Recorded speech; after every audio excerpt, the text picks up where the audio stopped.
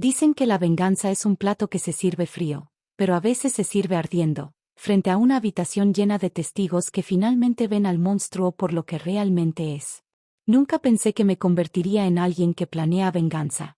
Crecí siendo la mediadora, la que se tragaba sus palabras y agachaba la cabeza para evitar conflictos. Pero Rick Morrison tenía una forma especial de sacar el peor lado de la gente, ese que ni siquiera sabías que existía. El día que todo cambió comenzó como cualquier otro martes por la mañana en The Cedar Vite, el grasiento restaurante que mi padrastro Rick tenía en las afueras de Portland, Oregón. El olor a café quemado y grasa vieja de tocino flotaba en el aire como una nube tóxica.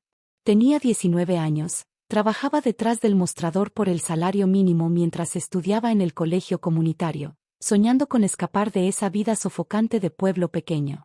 Fue entonces cuando escuché la voz de Rick desde la pequeña oficina detrás de la cocina. La puerta estaba entreabierta, y pude verlo caminar de un lado a otro, con el teléfono pegado al oído como si compartiera secretos de estado. Sí, tenemos que movernos rápido con esto, decía Rick, con un tono más bajo de lo habitual. La chica no será un problema. Está inestable, de todos modos. Siempre lo ha estado. Solo prepara los papeles y para el viernes tendremos todo resuelto. Mi sangre se volvió hielo. La chica hablaba de mí. Y los únicos papeles que tenían sentido eran la escritura de la casa de mi papá. La casa que él me había dejado cuando murió de cáncer 2 años atrás. Me pegué a la pared, esforzándome por escuchar más. Mira, David nunca debió dejarle esa casa a una niña. No puede manejar esa responsabilidad. Le estoy haciendo un favor, de verdad. El dinero de la venta irá para su educación, por supuesto. Rick se rió, un sonido que me revolvió el estómago. Bueno, la mayor parte, al menos. Debía haber hecho ruido, porque de pronto su voz se detuvo. Escuché las tablas del piso crujir mientras se acercaba a la puerta.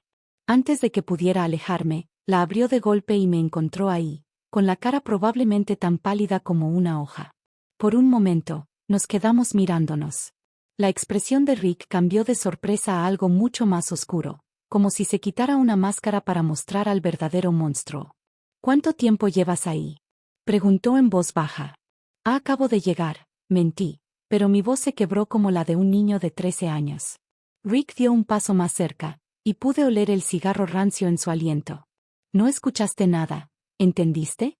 Eres solo una niña confundida con problemas mentales. Nadie va a creer una sola palabra de lo que digas. Antes de que pudiera responder, su mano salió disparada y me agarró la muñeca con una fuerza brutal. El dolor fue inmediato y cegador. Escuché un crujido seco, seguido del dolor más intenso que había sentido en mi vida recorriéndome el brazo. Esto es lo que pasa cuando no te metes en tus asuntos, siseó Rick, apretando aún más. Si intentas causarme problemas, te voy a meter en el hospital psiquiátrico del estado. No creas que no puedo hacerlo. Ya tengo a medio pueblo convencido de que estás mal de la cabeza. Me mordí la lengua tan fuerte que sentí el sabor de la sangre, negándome a darle el gusto de oírme gritar. Pero cuando vi sus ojos, sentí un escalofrío que me recorrió todo el cuerpo. No era la primera vez que Rick hacía daño a alguien. Era crueldad practicada, calculada. Soltó mi muñeca tan de repente que me tambaleé hacia atrás y choqué contra la pared. Mi brazo quedó colgando en un ángulo extraño y supe sin mirar que estaba roto. Límpiate, dijo Rick, acomodándose la camisa como si nada hubiera pasado. Y recuerda lo que te dije.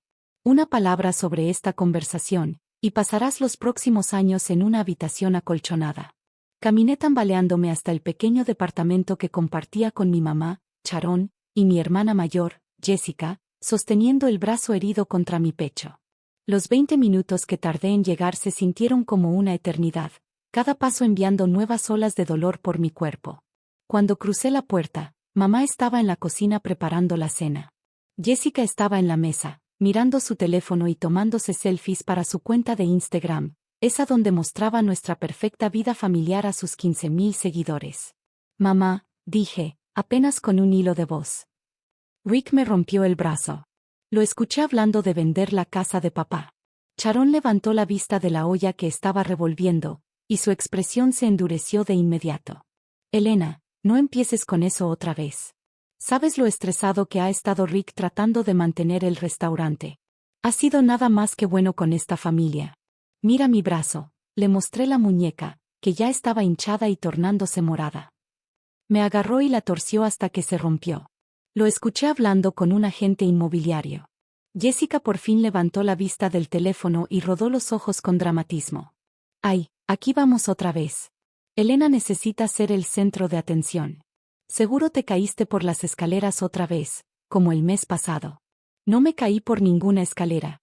Grité, dejando que el dolor y la frustración explotaran de una vez.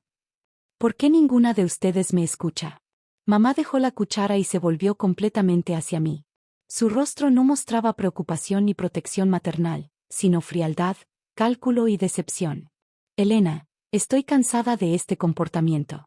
Rick se ha desvivido por mantenernos desde que tu padre murió. No tenía por qué hacerse cargo de una viuda con 2 hijas, pero lo hizo por bondad. ¿Y así le pagas? ¿Con acusaciones absurdas y dramas para llamar la atención? ¿Dramas para llamar la atención? Repetí, incrédula. Mi brazo está roto. Jessica se levantó, todavía con el teléfono en la mano. ¿Sabes qué? Esta familia sí era feliz antes de que empezaras con tus shows. Tal vez deberías pensar en cómo tus actitudes afectan al resto de nosotros.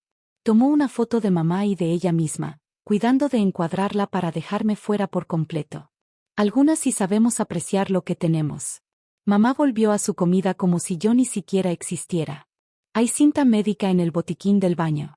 Envuélvetelo y deja de ser tan dramática. Me quedé ahí parada unos segundos, sintiendo que me ahogaba en mi propia sala.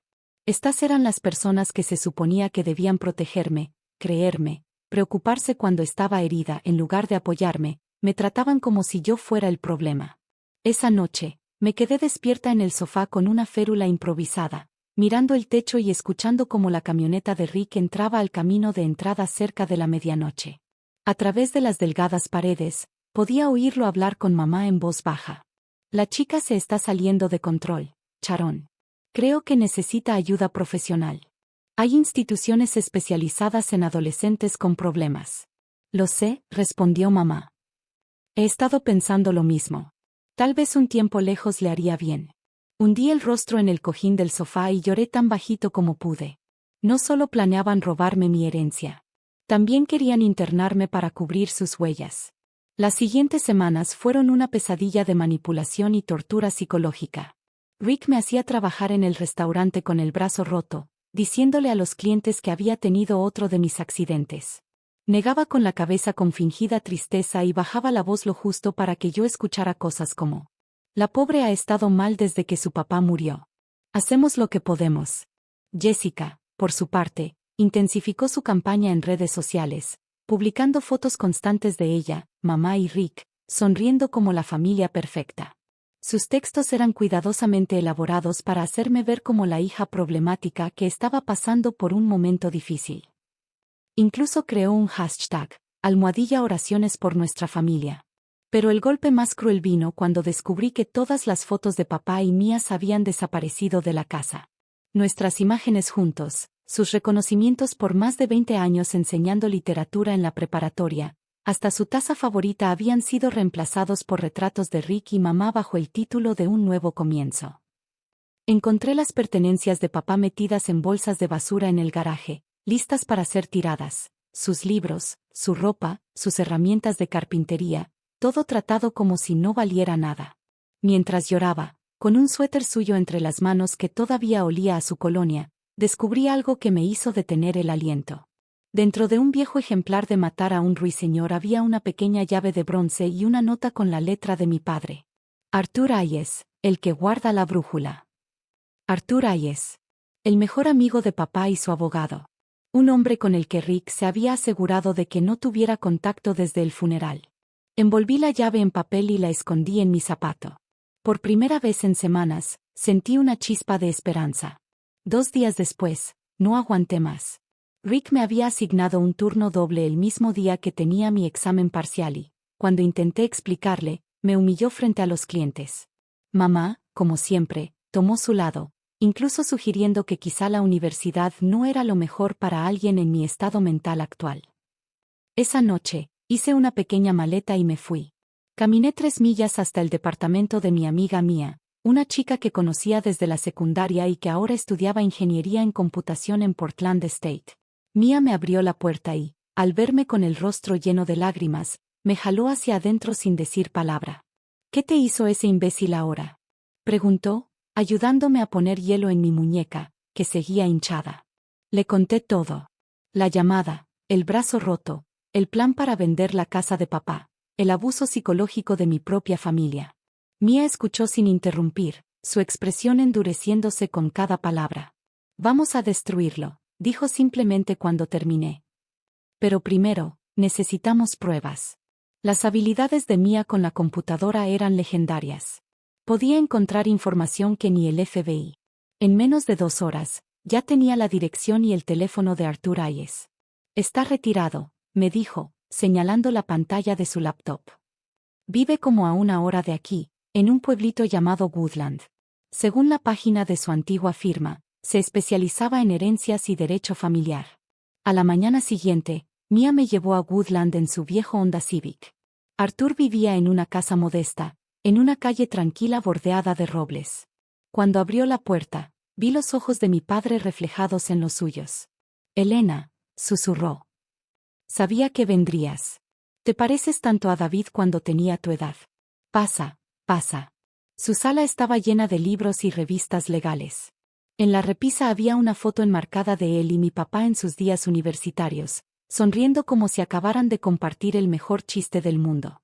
Me preguntaba cuándo aparecerías, dijo Arthur, sentándose en un sillón de cuero gastado. Tu padre fue muy claro sobre lo que debía hacer si ciertas cosas pasaban después de su muerte. Saqué la llave de bronce de mi bolsillo y se la entregué.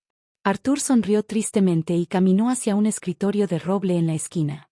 La llave encajó perfectamente en un pequeño cajón que apenas se notaba. Dentro había un sobremanila sellado con cera roja y una pequeña grabadora digital. Tu padre sabía exactamente qué clase de hombre era Rick, explicó Arthur. Pasó el último año de su vida asegurándose de que estuvieras protegida. Con las manos temblorosas rompí el sello. Dentro había documentos que me dejaron sin aliento. Un testamento que declaraba que yo era la única heredera de la casa de papá y de un fondo fiduciario de casi $200,000 que jamás supe que existía. Registros bancarios que demostraban que Rick había estado robando dinero del restaurante. Y lo más incriminante, fotos de Rick reuniéndose con estafadores conocidos. Pero fue la grabación lo que rompió mi corazón y al mismo tiempo me dio fuerzas. Presioné play, y la voz de mi padre llenó la habitación. Elena, cariño, si estás escuchando esto, es porque lo peor ha pasado. Lamento no estar ahí para protegerte de lo que viene. Rick es un depredador, y tu madre, ella no es lo bastante fuerte para enfrentarlo. Nunca lo fue. Su voz sonaba débil por la quimioterapia, pero cada palabra era clara. Arthur tiene todo lo que necesitas para defenderte. La casa es tuya. El dinero es tuyo. Y no dejes que nadie te convenza de lo contrario. Eres más fuerte de lo que crees, Elena. Tienes mi fuego y la columna de acero de tu abuela. Úsalos. Hubo una pausa larga, y se escuchó su respiración entrecortada. Sé que duele ver a tu familia volverse contra ti, pero a veces las personas que más amamos son las que más nos hieren. No les debes tu silencio. No les debes tu paz. Recupera lo que es tuyo, cariño. Te estaré observando, y estaré orgulloso. Lloraba tanto que apenas podía ver.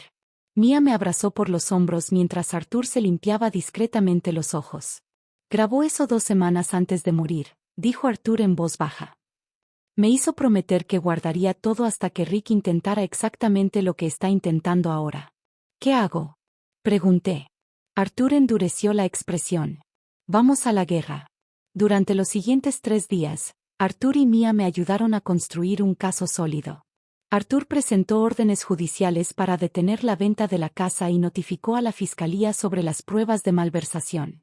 Mia usó sus habilidades tecnológicas para rastrear la actividad en línea de Rick, incluyendo varios perfiles en sitios de citas donde buscaba viudas con dinero.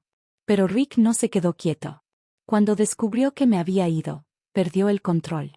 Una noche apareció en el edificio de Mia, golpeando puertas y gritando que buscaba a su hija problemática que había escapado. Cuando seguridad lo sacó, rajó las llantas del coche de Mia. A la mañana siguiente, Mia descubrió que Rick estaba acelerando la venta de la casa.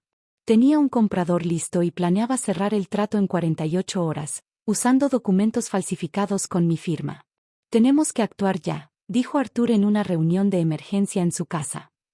Si logra completar la venta, deshacerlo por la vía legal tomará meses, y para entonces ya habrá escondido el dinero. ¿Qué sugieres?, pregunté. Arthur sonrió, y por un instante vi a mi papá en él, planeando una de sus travesuras. A Rick le encanta presumir, ¿no?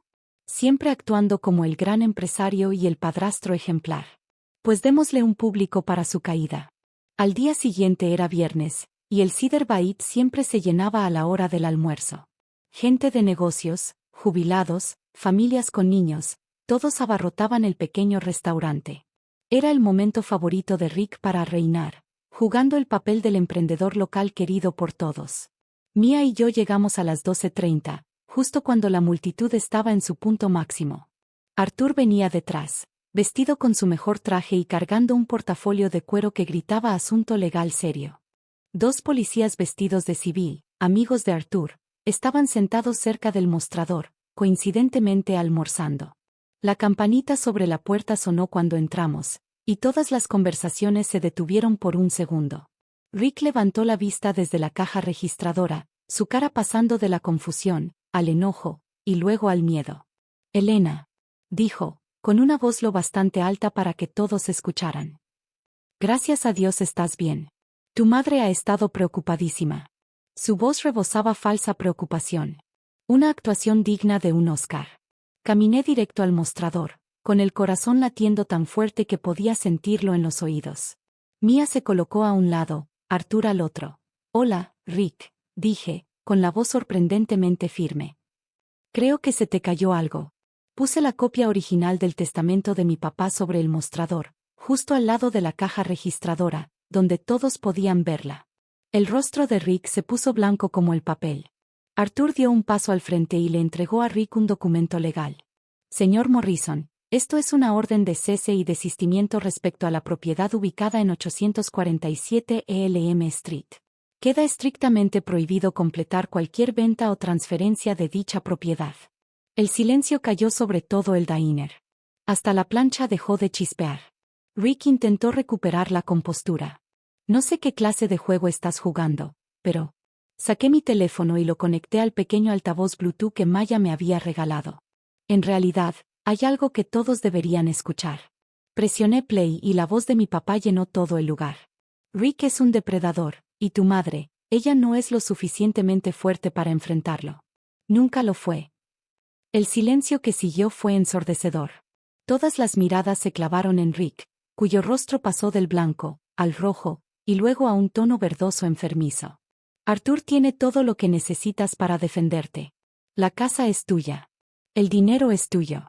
Y no dejes que nadie te convenza de lo contrario.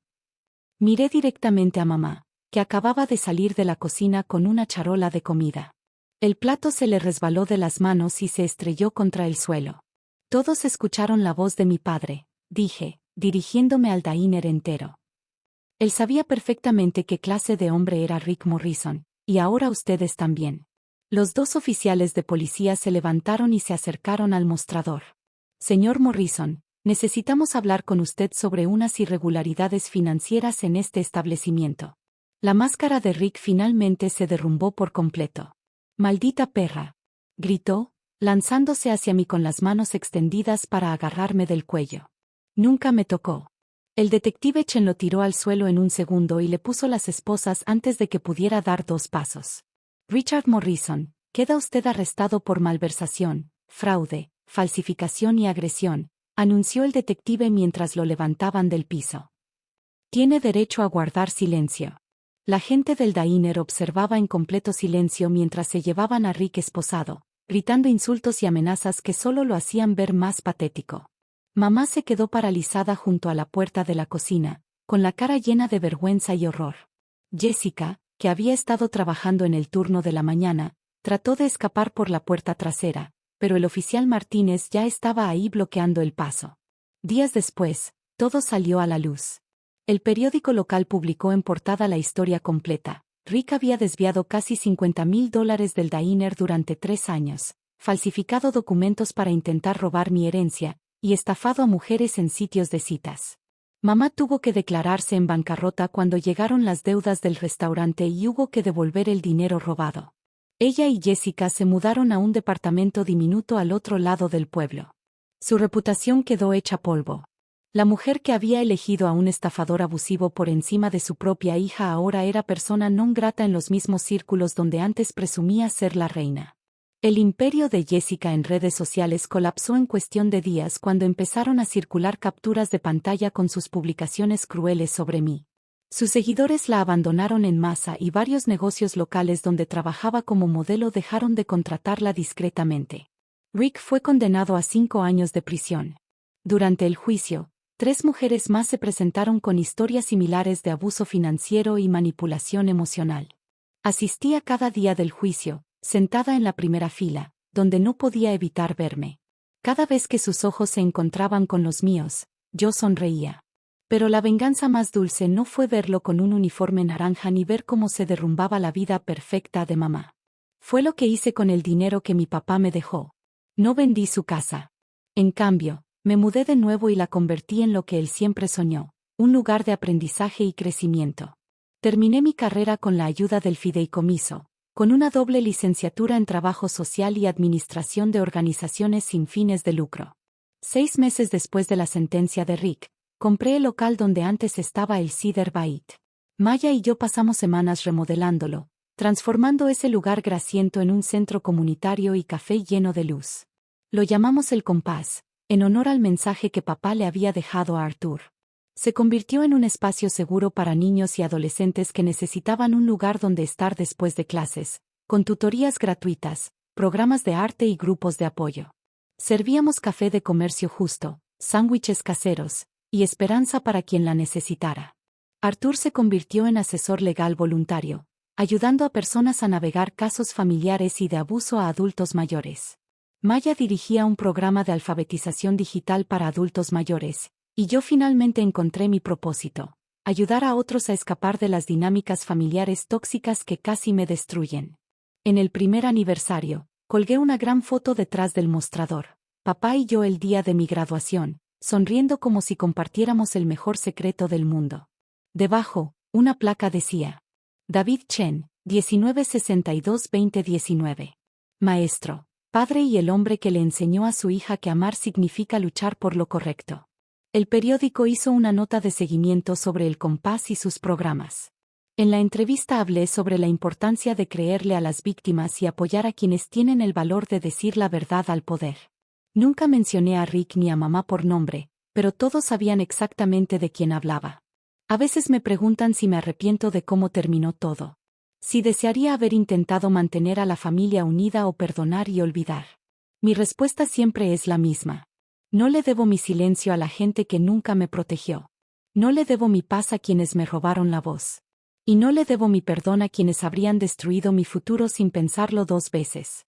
Papá tenía razón sobre el fuego y la columna de acero.